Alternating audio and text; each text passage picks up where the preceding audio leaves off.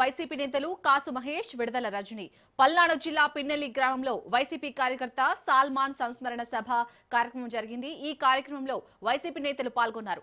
ఏడాదిన్నరగా పిన్నెల్లి గ్రామంలో టీడీపీ నేతలు దౌర్జన్యాలకు పాల్పడుతున్నారని మండిపడ్డారు. పిన్నెల్లి గ్రామాన్ని వదిలి 300 కుటుంబాలు వెళ్లిపోయాయని ఈ సందర్భంగా తెలియజేశారు. భార్యను చూడటానికి వచ్చిన సాల్మాన్ ను హత్య చేశారని మండిపడ్డారు. అధికారంలోకి వచ్చాక అధికారుల అహంకారాన్ని తగ్గిస్తామని హెచ్చరించారు. ఇచ్చిన రెడ్ బుక్ రాజ్యాంగం పాటించడం వల్లే ఈ రోజున ప్రజాస్వామ్యంలో ఒక సామాన్యుడికి అన్యాయం జరిగితే ఎటువంటి ఘటనలు వస్తాయో, ఎటువంటి తిరుగుబాటు వస్తుందో ఈ రోజు సాల్మన్ గారి దాంట్లో మనం చూసాం.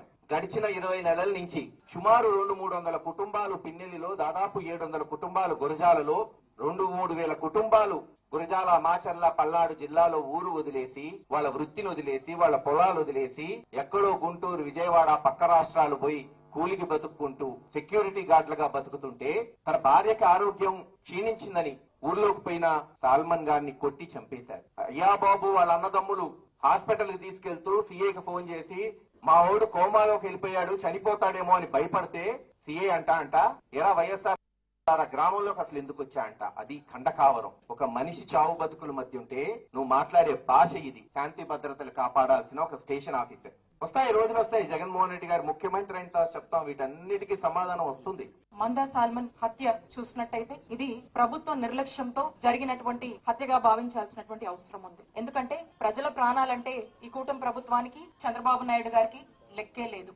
ఈ రాష్ట్రంలో రెడ్ బుక్ పాలనలో రాష్ట్ర వ్యాప్తంగా కూడా రక్తపాతం నెలకొంది. లా అండ్ ఆర్డర్ పూర్తిగా ఫెయిల్ అయింది. చట్టం అధికార పార్టీ చుట్టంలా వ్యవహరిస్తోంది. ఈ మందా సాల్మన్ హత్య మనం చూసాం. పిన్నెల్లి గ్రామంలో దాదాపు 300 కుటుంబాలు బయట ఉండి పార్టీ అధికారంలోకి వచ్చాక నానా ఇబ్బందులు పడుతుంటే తన భార్యకు బాగలేదని చూసుకుందామని వచ్చినటువంటి సాల్మన్ ని దారుణంగా అక్కడున్నటువంటి తెలుగుదేశం గుండాలు కొట్టి చంపారు. మరి ఇప్పటికి కూడా చంద్రబాబు నాయుడు గారు గాని, కూటమి ప్రభుత్వం గాని ఇంత కూడా స్పందించలేదంటే ఒకసారి ఆలోచించండి. రాష్ట్రంలో ఎలాంటి పరిస్థితులు నెలకొన్నాయి, వైఎస్ఆర్ కాంగ్రెస్ పార్టీ వాళ్ళని ఏ విధంగా చూస్తున్నారు, సామాన్య ప్రజలకు న్యాయం లేదు అని స్పష్టమవుతా ఉంది. తెలుగుదేశం అధికారంలోకి వచ్చిన దగ్గర నుంచి చంద్రబాబు నాయుడు గారి నాయకత్వంలో మనం చూస్తా ఉన్నాం.